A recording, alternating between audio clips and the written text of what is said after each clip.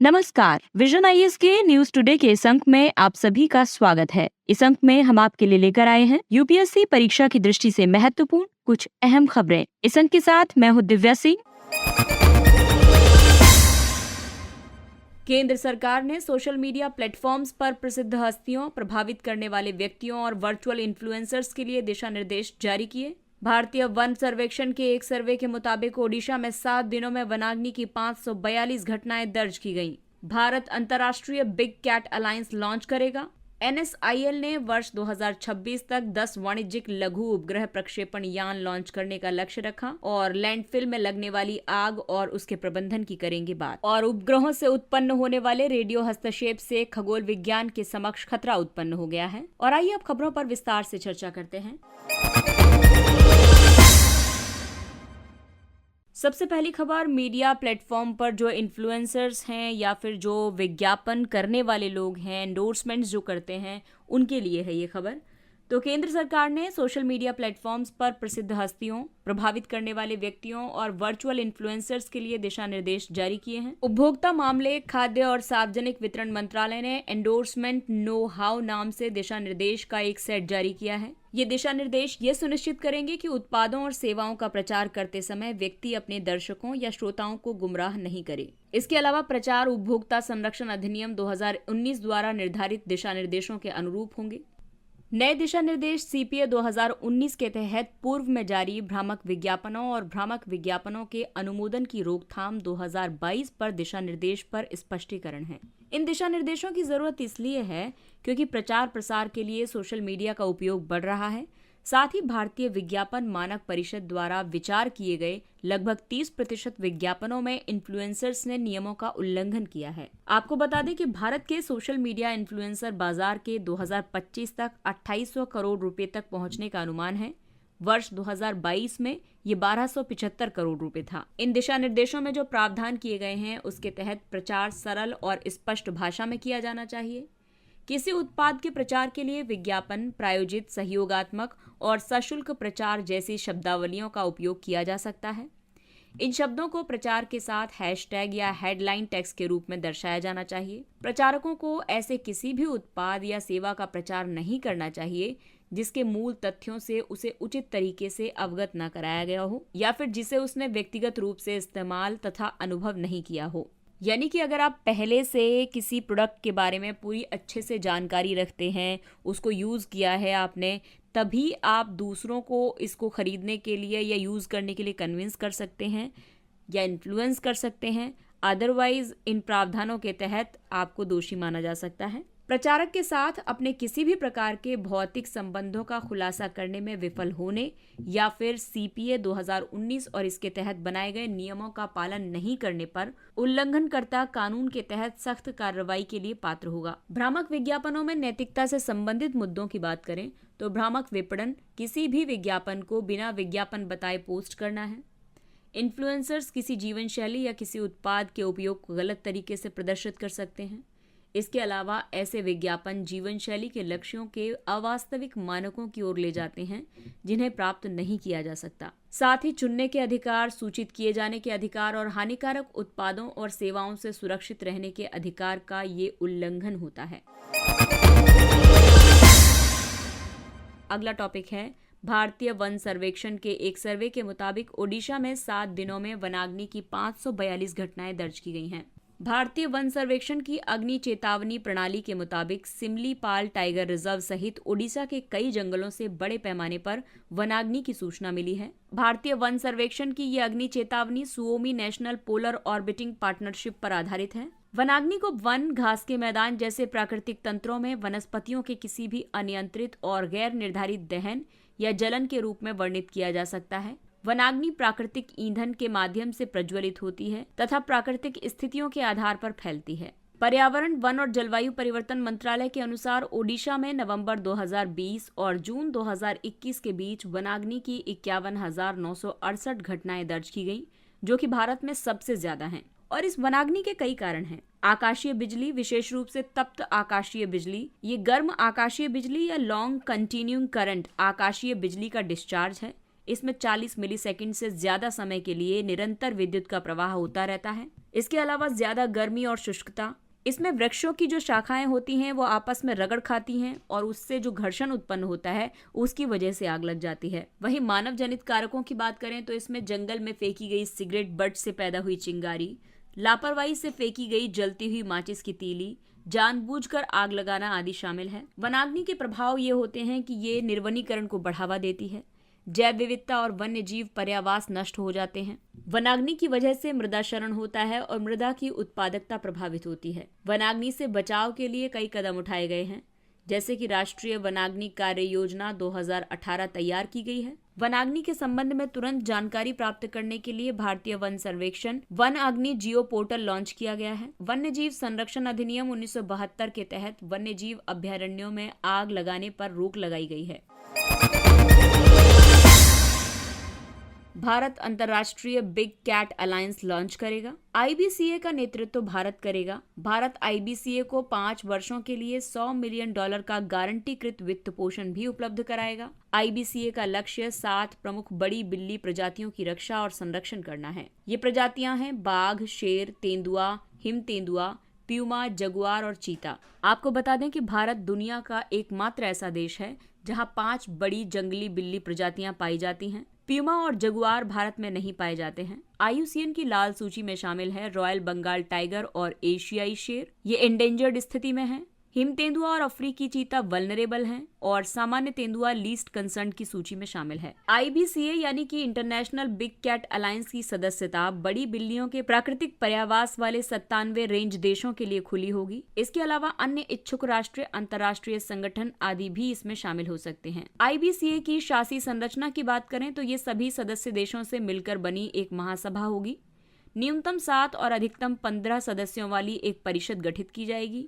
इसके सदस्य 5 वर्षों की अवधि के लिए महासभा द्वारा चुने जाएंगे। आईबीसीए के सचिवालय में परिषद की सिफारिश पर महासभा एक विशिष्ट कार्यकाल के लिए आईबीसीए महासचिव नियुक्त करेगी। दरअसल बड़ी बिल्लियों के संरक्षण की जरूरत इसलिए भी है क्योंकि बड़ी बिल्लियां पारिस्थितिकी तंत्र की शीर्ष परभक्षी हैं। इनकी आबादी कम होने से ट्रॉफिक कैस्केड प्रभाव शुरू हो सकता है। ट्रॉफिक कैस्केड में क्या होता है कि शिकारी प्रजातियों की संख्या कम होने की वजह से शिकार प्रजातियों की संख्या काफी बढ़ जाती है और इससे ज्यादा चराई होती है, जिसका भू परिदृश्य के स्वास्थ्य पर बहुत बुरा असर पड़ता है। बाघों के पर्यावास की सुरक्षा का मतलब है वनों की रक्षा करना और वन संरक्षण से जलवायु परिवर्तन से निपटने में मदद भी मिलती है। ये प्रजातियां पर्यावरण पर्यटन के माध्यम से अर्थव्यवस्था का समर्थन करती हैं। बड़ी बिल्लियों के प्रकार और उनके भौगोलिक पर्यावास क्षेत्र की बात करें तो शेर अफ्रीका और यूरेशिया में पाए जाते हैं, जगुआर दक्षिण अमेरिका में, तेंदुआ अफ्रीका, एशिया और मध्य पूर्व में, प्यूमा उत्तरी अमेरिका में,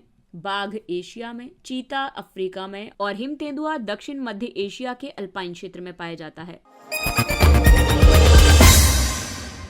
आइए अब बात करते हैं पेपर 3 के टॉपिक अंतरिक्ष क्षेत्र और विज्ञान एवं प्रौद्योगिकी की। NSIL यानी कि न्यू स्पेस इंडिया लिमिटेड ने वर्ष 2026 तक 10 वाणिज्यिक लघु उपग्रह प्रक्षेपण यान यानी SSLV लॉन्च करने का लक्ष्य रखा है। न्यू स्पेस इंडिया लिमिटेड अंतरिक्ष विभाग के अधीन भारतीय अंतरिक्ष अनुसंधान संगठन की एक वाणिज्यिक शाखा है, यानी कि ये प्राइवेटाइजेशन के लिए या फिर कहें कि अंतरिक्ष क्षेत्र के कमर्शलाइजेशन के लिए न्यू स्पेस इंडिया लिमिटेड को लॉन्च किया गया था। यानी कि कमर्शलाइजेशन के लिए न्यू स्पेस इंडिया लिमिटेड का गठन किया गया था। ये ग्राहक उपग्रहों के लिए एंड टू एंड SSLV प्रक्षेपण सेवाएं प्रदान करने वाली एकमात्र नोडल एजेंसी है।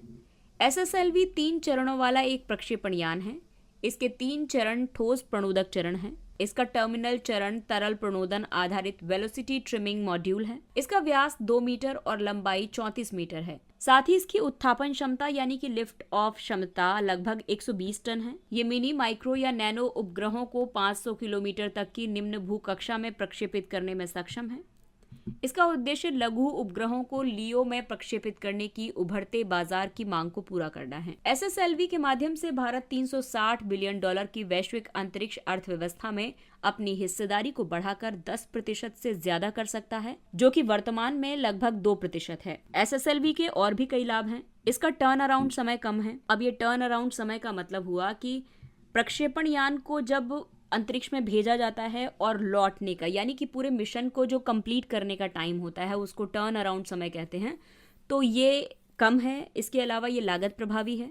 मांग के आधार पर प्रक्षेपण सेवाएं ये प्रदान कर सकता है। इसके अलावा इसमें कम इंफ्रास्ट्रक्चर और कम कार्यबल की जरूरत पड़ती है। पीएसएलवी और जीएसएलवी के विपरीत एसएसएलवी को लंबवत और क्षैतिज दोनों आधार से असेंबल किया जा सकता है, तो कई लिहाज से एसएसएलवी बेहतर है। और अब आपको बताते हैं कि अंतरिक्ष में कौन कौन सी अलग अलग कक्षाएं हैं। सबसे पहले बात करते हैं भू स्थिर कक्षा की, यानी जियो स्टेशनरी ऑर्बिट, जीईओ। जियो कक्षा में स्थापित उपग्रह पृथ्वी के घूर्णन के अनुसार पश्चिम से पूर्व की ओर और भूमध्य रेखा के ऊपर पृथ्वी की परिक्रमा करते हैं। इससे जियो में स्थित उपग्रह एक निश्चित स्थिति में स्थिर प्रतीत होते हैं।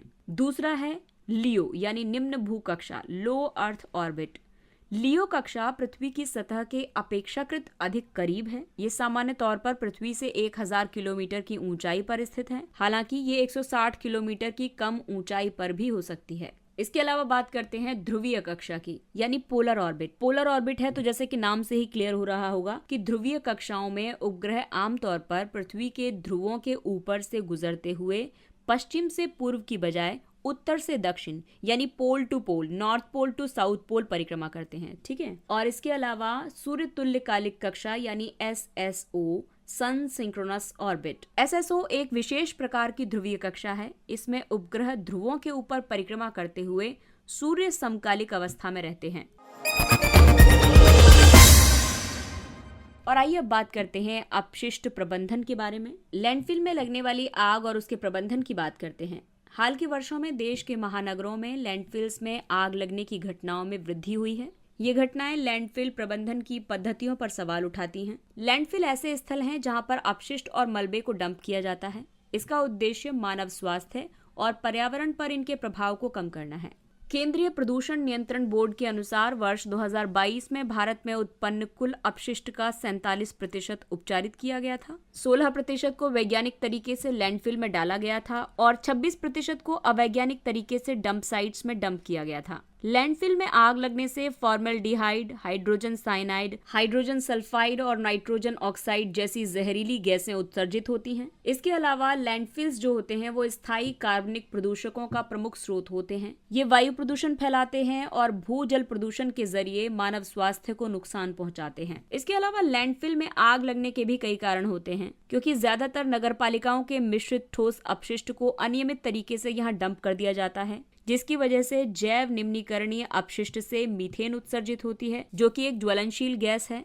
और इसके आग के संपर्क में आ जाने से लैंडफिल्स में आग लग जाती है। कई बार मौसम में ज्यादा गर्मी होने की वजह से भी आग लग जाती है। इसके अलावा डंप साइट्स पर उपचारात्मक कार्यों में विफलता आग लगने का प्रमुख कारण है। लैंडफिल में अग्नि प्रबंधन के लिए उठाए गए कदमों की बात करें तो स्वच्छ भारत मिशन शहरी 2.0 के तहत वर्ष 2026 तक सभी शहरों को अपशिष्ट मुक्त बनाने का लक्ष्य रखा गया है। ठोस अपशिष्ट प्रबंधन नियम 2016 के तहत स्रोत पर ही अपशिष्ट के पृथक्करण के प्रभावी क्रियान्वयन का प्रावधान किया गया है। चक्रीय अर्थव्यवस्था के सिद्धांतों के आधार पर जीरो लैंडफिल मॉडल को अपनाया गया है।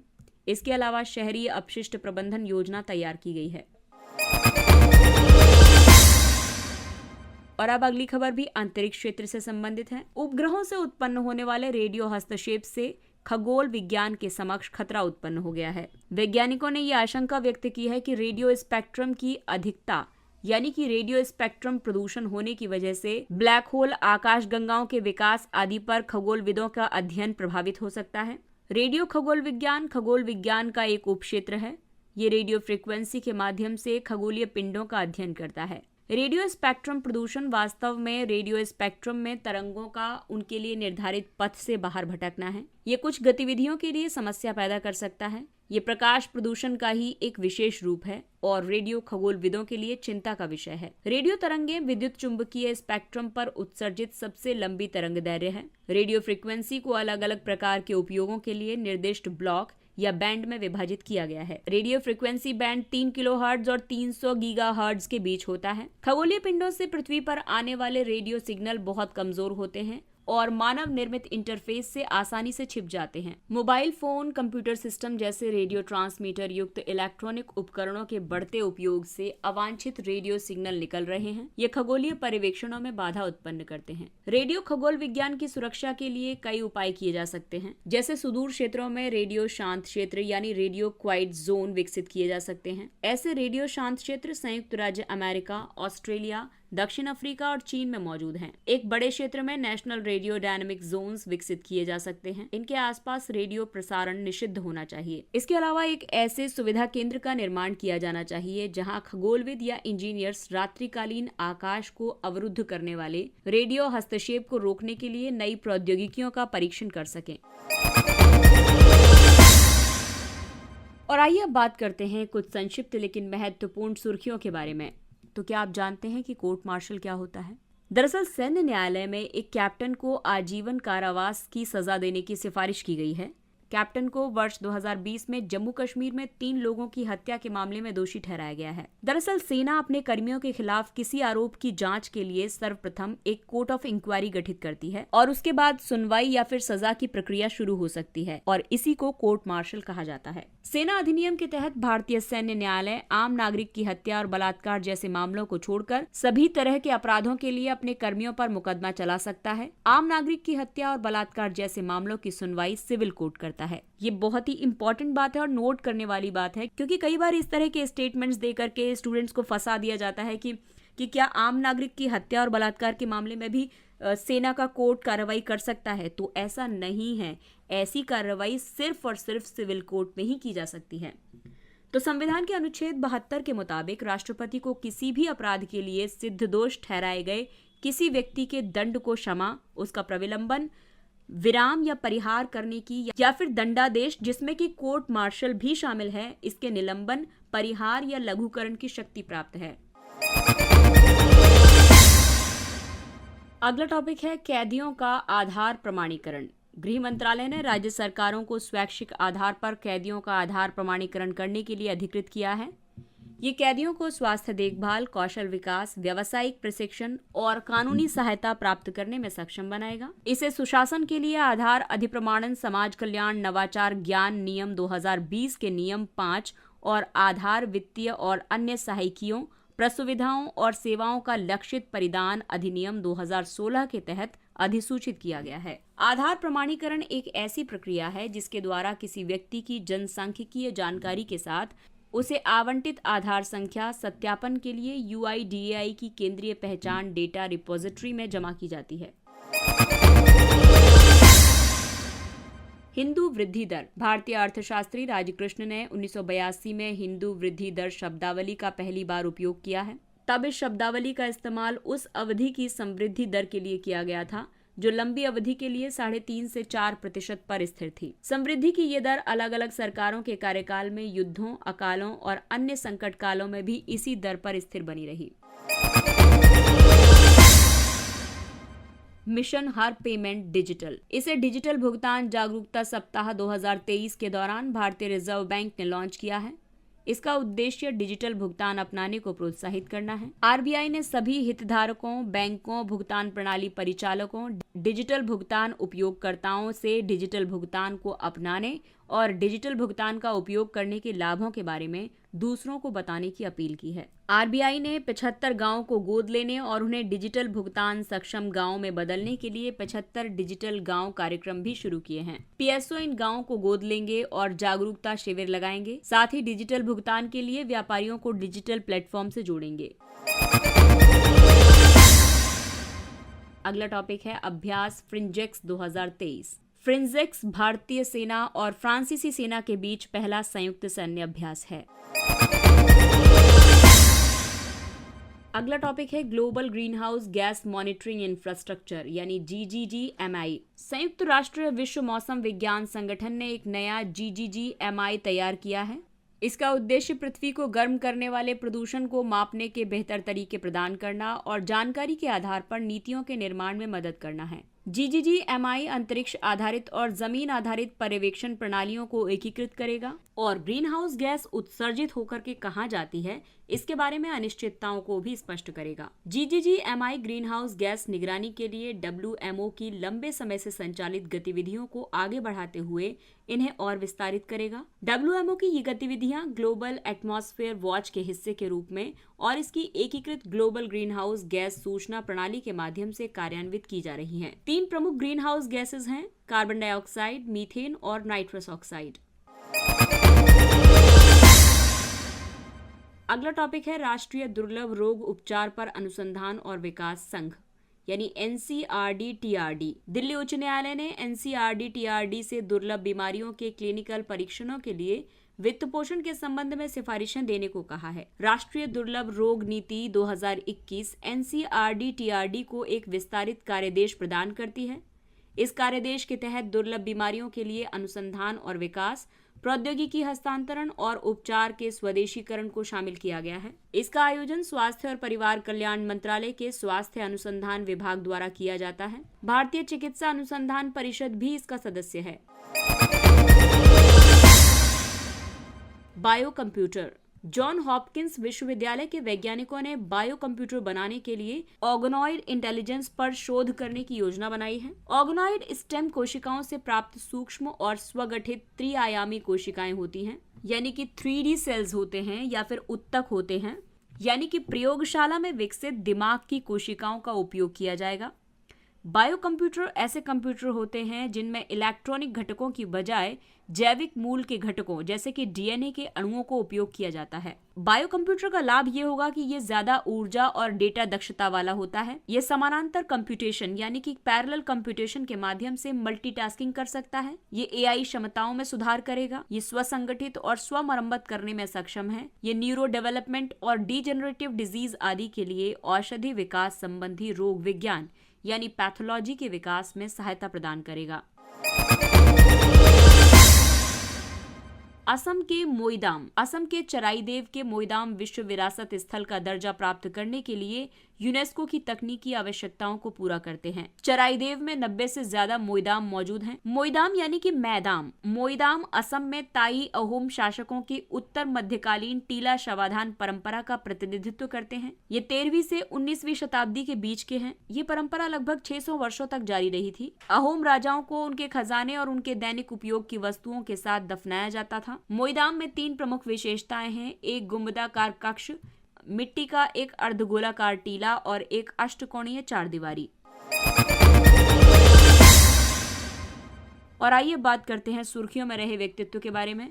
Doctor GN Ramachandran. GN Ramachandran का जन्म शताब्दी समारोह विज्ञान में उनकी अनूठी खोजों और उत्कृष्ट उपलब्धियों को याद करने का अवसर प्रदान करता है। उनका जन्म केरल में कोचीन के पास एर्नाकुलम में हुआ था। GN रामचंद्रन भारत के एक प्रसिद्ध जैव भौतिकी वेत्ता हैं। GN रामचंद्रन ने वर्ष 1954 में गोपीनाथ करथा के साथ मिलकर कोलेजन यानी श्लेष जन की तिहरी कुंडलित संरचना की खोज की थी। यह हमारे शरीर में सबसे ज्यादा मात्रा में पाए जाने वाला प्रोटीन है। उन्होंने वर्ष 1963 में रामचंद्रन प्लॉट के नाम से एक सिद्धांत विकसित किया था। इसे प्रोटीन संरचना के मानक विवरण के रूप में उपयोग किया जाता है। उन्होंने कंवल्शन तकनीक का उपयोग करके शैडोग्राफ से छवि पुनर्निर्माण के सिद्धांत का विकास किया था। वे वर्ष 1981 में विश्व सांस्कृतिक परिषद के संस्थापक सदस्य थे। उन्हें 1961 में भौतिकी के लिए शांति स्वरूप भटनागर पुरस्कार प्रदान किया गया था। रामचंद्रन जिज्ञासु प्रवृत्ति के साथ वैज्ञानिक सोच वाले व्यक्तित्व थे।